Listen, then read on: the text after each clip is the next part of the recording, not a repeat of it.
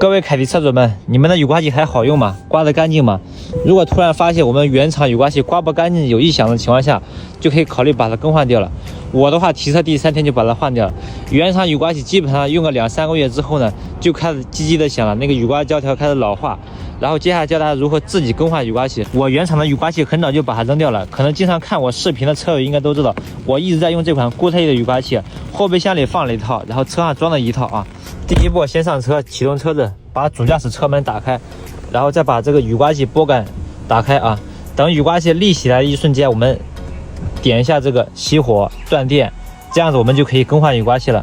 外面这根是可以直接立起来的，我们找个起子或者用手都可以啊，把这个卡扣给它撬下来，然后往下一抽，这样就下来了。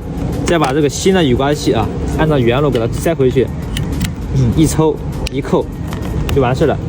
里面这根是有限温器的，我们装的时候垫块抹布，防止它打到我们玻璃了。用起子用手都可以，这里有个卡扣，顶下来之后一拔就下来了，对吧？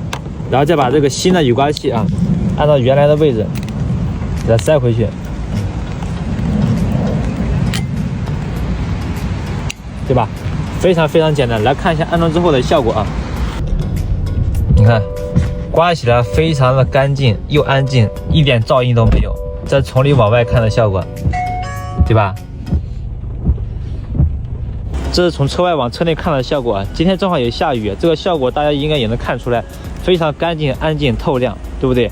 固特异的雨刮器质保180天，刮不干净有异响的，通通免费补发。有需要的车友可以点击左右的小黄车下单啊，非常值得推荐。